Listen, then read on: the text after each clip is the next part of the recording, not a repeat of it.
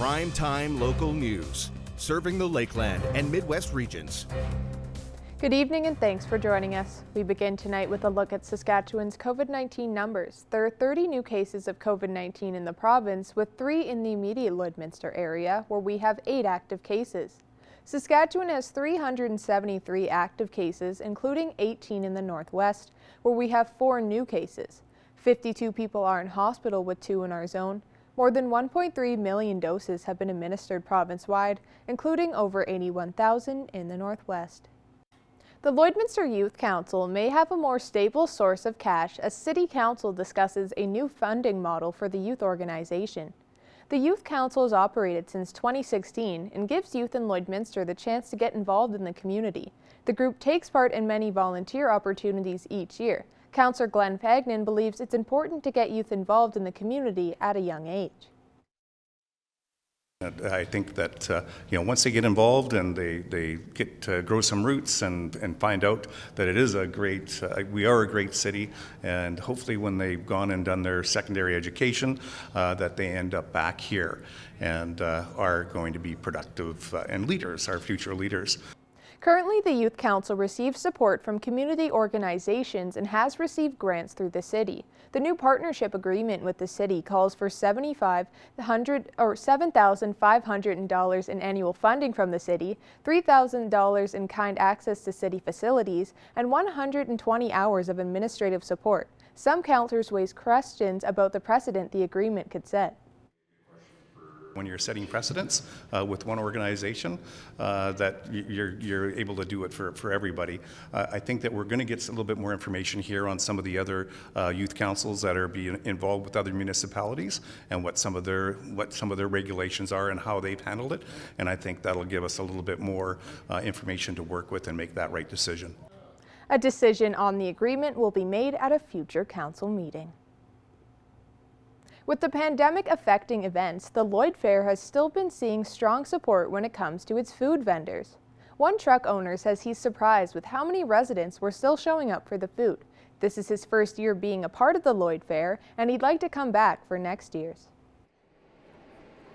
It's been good. It's after the events of the last year and a half, it's been tough with a lot of people, but I'm actually quite impressed with how busy it's been.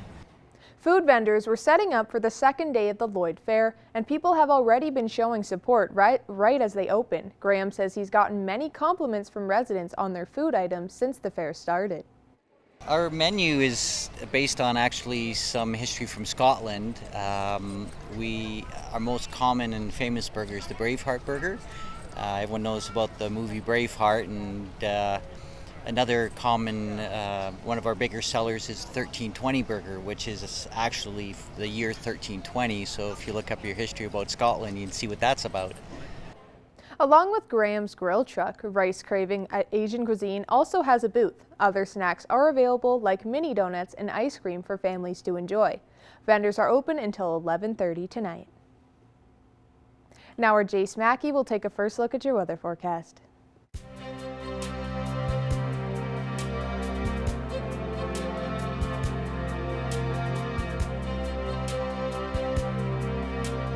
Thanks a lot, Jasmine. It was another hot day here in Lloydminster today. A little bit hazy too, but that sun really came through, and that's when you would feel the heat, when you can really get that sun on you. 30 degrees right now here in Lloydminster. Make sure that if you're going out to the fairgrounds at all today or overnight tonight to see the Chucks, make sure you're bringing that water, possibly sunscreen. You want to make sure that you're not going to be getting dehydrated, spending some time outdoors. Taking a look now at temperatures across central Alberta. 30 degrees here in Lloydminster, 31 at Bin Cold Lake, 27 in Athabasca, Whitecourt, and Edson, as well as Jasper. Edmonton sitting at 28, 26 in Rocky Mountain House, and 26 in Red Deer. Taking a look now into central Saskatchewan. Meadow Lake sitting at 32, same as Prince Albert and Melfort. 35 down in Saskatoon. That's one of the hot spots in the province. North Battleford is sitting at 33. Taking a look now at North Battleford, a little closer right now. They have some smoke and some haziness in the area as well. Overnight tonight, things are going to cool down to 12 degrees. Currently, they're sitting at 32.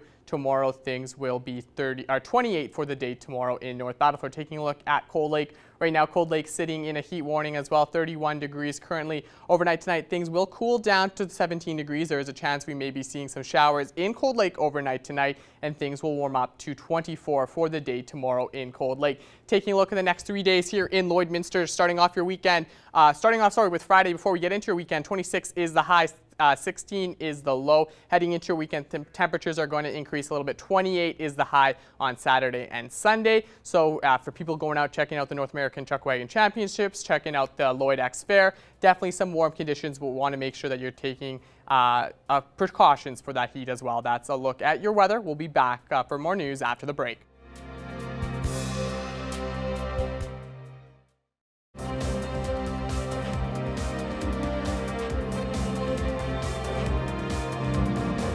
Welcome back. Day one of the Lloydminster Exhibition Fair saw a variety of cattle shows with an overall prize pool of $12,000. Here's Jillian Code with a recap of Wednesday's events. Wednesday afternoon saw a triple header of livestock shows, starting with the Heifer Classic. A junior all-breed beef show followed, with the Classic steer stake rounding out the day. Competitors were judged on the finish of their animal as well as showmanship. Judges look at how well the animal responds to commands and how they stand in the ring. After a year without cattle shows, members of the livestock community said it was good to be back. I think a great word to just sum it up is fulfilling. I came up through the junior livestock sector all of my life. The memories, the friends, everything that goes along with summer showing is just so critical. Reed says these shows are a great way for the community to reconnect. In the agriculture, business, and livestock sector, we're not bumping into each other at the mall, at a grocery store all the time. There's events like these summer shows coming to the Lloyd Fair where that could be the one time you see a friend in 3 months, 5 months, a year, and you do your best to pick up from the last time you saw one another because, those friendships never fade. Behind the scenes, competitors were busy putting finishing touches on their livestock to prepare them for the show, their chance to showcase the work that they have put in. I think the youth and agriculture part is so critical to pass along the education and also the understanding of what it is to have a lot of pride and build your work ethic with these projects. A full list of this week's ag shows is available at lloydx.com. Jillian Code, Primetime Local News.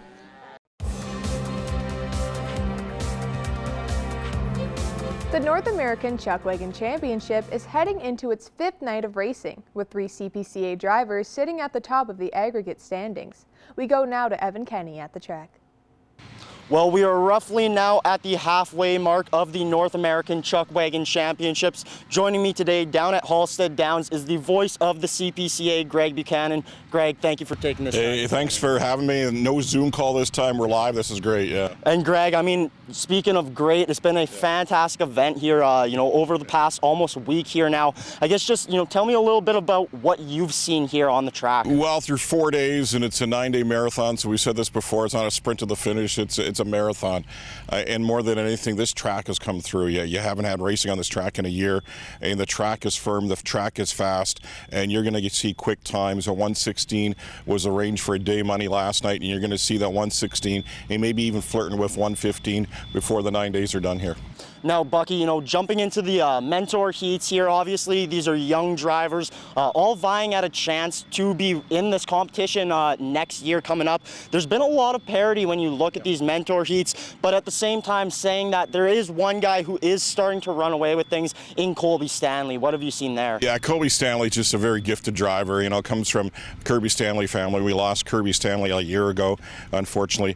But Colby is one of those drivers that on the fun runs last year when we had no racing for COVID, he came to the forefront and just a good solid driver. He's a former junior B hockey player, so he has a little bit of athletic ability on top of it, but he knows his horses and learned very well from Kirby. So I know Kirby's looking above and looking down at Colby right now, pretty proud of what he's done. Now, Bucky, let's take a look at some of the front runners here so far through the first half of the North American Chuck Wagon Championship. Atop of that list, Jamie Laboucaine, he has had a phenomenal run here, doing very well, not only getting those fast times, but staying out of penalty trouble there too.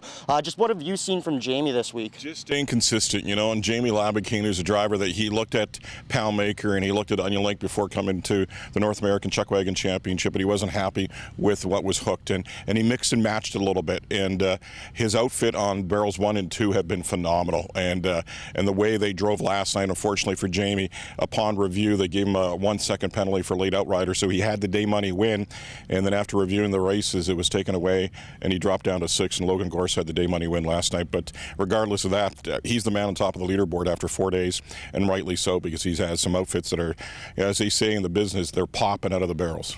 Now, Bucky, a couple guys who are chasing down Laboucaine there when it comes to the aggregate standings, BJ Carey and a guy that you just mentioned, Logan Gorse there. Now, each of them had a little bit of a slower start, for those first couple of days there, but as we've seen, they've really picked it up over the last couple days. Yeah, and Logan Gorse, he knows what a marathon is like. He won the 2019 Calgary Stampede, 10 days there, so he knows that you can't lose it in the first few days and you can't win it in the first few days, so you just got to stay penalty free. You got to get out of any kind of troubles. If you're going to knock a barrel down, you're better off to do it in the first 2 nights, because at least you have time to make up for it. But Logan knows what it takes to win in a marathon, and right now he's knocking on the door for potentially a spot in that championship Monday. And BJ Carey, another guy mentioned there, obviously Lloydminster guy, raced this track a lot. How much do you think that's helped him over the last? Well, I think more than anything, like he trains here a lot in the last number of years, and it's not necessarily the track, it's the facilities and it's the barn, and the horses get comfortable with a setting, and the horses are a creature of habit.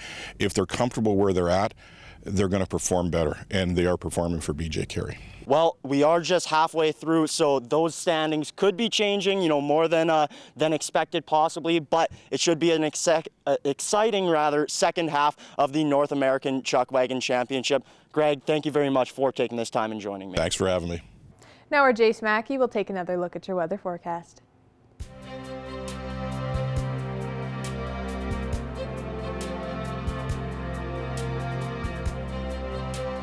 Thanks a lot, Jasmine. Starting off right now, we're taking a look at our satellite and radar map. There's not too much to see right now. Overnight tonight, there is a risk of rain overnight here in Lloydminster, as well as the Cold Lake area. We might also see some rain come through the area into the evening tonight, but the risks of that are pretty low. We're also across our region in a heat warning for much of Alberta and Saskatchewan. Taking a look now at current conditions across Saskatchewan right now, we're in that 30-degree territory, so 32 up in Alacrosse, 34 in Green Lake, 32 in Meadow Lake, 30 in St. Walburg, as well as Maidstone, 32 down in North Battleford, and Macklin, as well as sitting at 34. Right here in Lloydminster, we're sitting at 30 degrees. Taking a look now into Alberta, things are a little more cool than they are in Saskatchewan, but still pretty warm. 30 degrees in Marwayne, 31 up in Cold Lake, 32 in Bonnyville, 26 up in Lac La Biche, 28 out in Edmonton, Vegreville sitting at 29, Vermilion at 31, 32 down in Wainwright, and 32 down in Provost at the bottom of Alberta there. Taking a look at our day tomorrow, things will be warm, but not as warm as today. So mid-20s is what we're expecting across central Alberta. 24 up in Cold Lake, as well as Lac La Biche. Bonnyville will be sitting at 25 tomorrow. 24 in St. Paul, 26 in Marwayne, 26 out in Edmonton as well, 25 in Vegreville, 26 in Vermilion, and 26 down in Wainwright. Provost will be sitting at 28. Taking a look now into Saskatchewan for your day tomorrow. Again, slightly colder than things were today, but still pretty warm up in that mid-20s. So 22 up in Alacrosse, 25 in Green Lake and Meadow Lake, as well as St. Walburg, 26 here in Lloydminster, 27 in Maidstone, 28 down in North Battleford, and 29 in Macklin. Taking a look now at temperatures across our country. The hot spot is Regina, 32 in Regina, and the cold spots up north in Yellowknife sitting at 9 degrees. Edmonton sitting at 28, 27 in Winnipeg, 28 in Toronto, 27 in Quebec City, and out east things are sitting around that 18-degree mark. As we take a look at our region overnight tonight, the hot spots are going to be Bonnyville and Tearsland, which will be sitting at 18 degrees overnight tonight, 14 degrees in Meadow Lake, Alacrosse, and 15 degrees in Paradise Hill overnight. Unity will be sitting at 12, 15 in Provo, 16 in Mirrenham, and 16 as well overnight tonight in Wainwright. Taking a look at the next 7 days here in Lloydminster, starting off with Friday, we'll be seeing 26 degrees and a partly sunny day. Heading into your weekend, things will heat up a little bit. 28 is the high on Saturday and Sunday. Starting off your next week hot with 31 on Monday. Things are going to continue to stay warm as we head throughout the next week. 27 on Tuesday, 33 that high on Wednesday, and 31 on Thursday. So that's a look at your 7-day forecast. We're right above averages for this time of year, and we'll be back with more news after the break.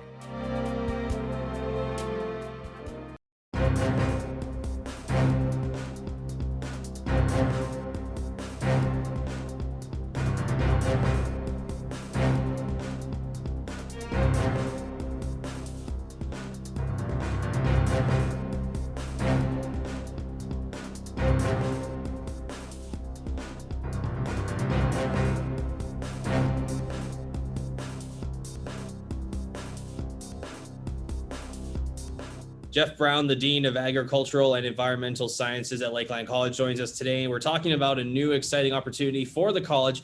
Jeff, give us an overview of the new initiatives with the Animal Health Technology Program.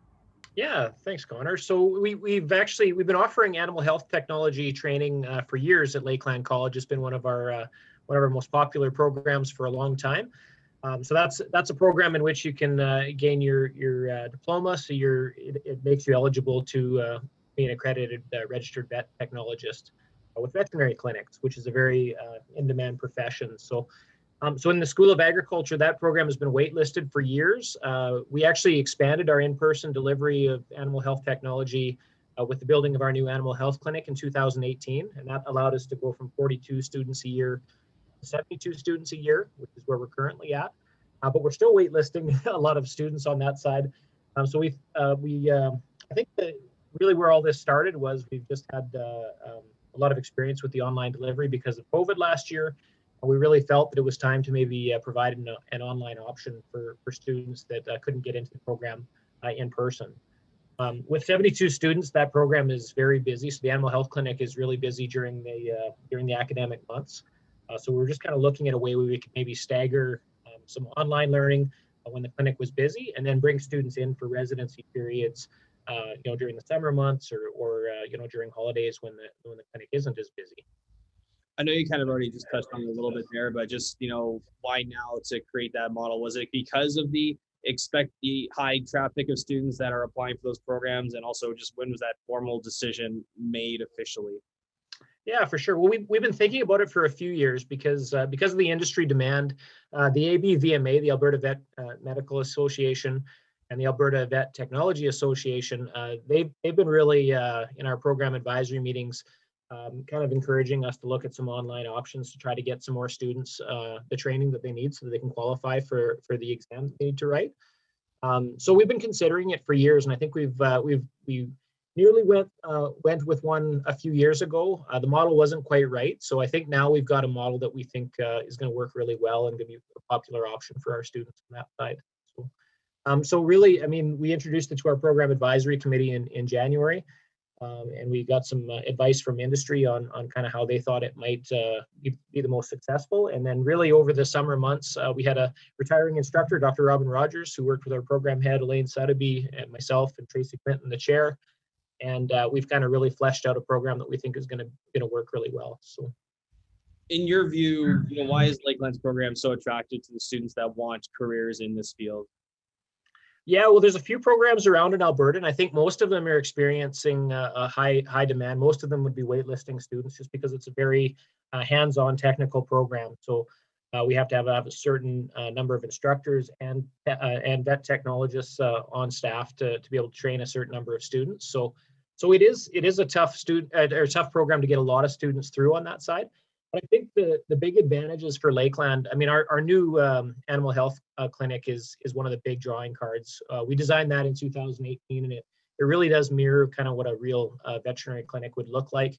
Has a lot of the most modern technology there, and really provided us the space to provide a quality education on that side. So with our program advisory committee that have come, I think everybody's impressed with the facilities that we have, the technology that we have. And I think the long-standing thing is the quality of our instructors that we've had on hand, and their commitment to program quality has given us a good reputation over the years. And just lastly, when's the deadline for students that want to apply for the program come the fall?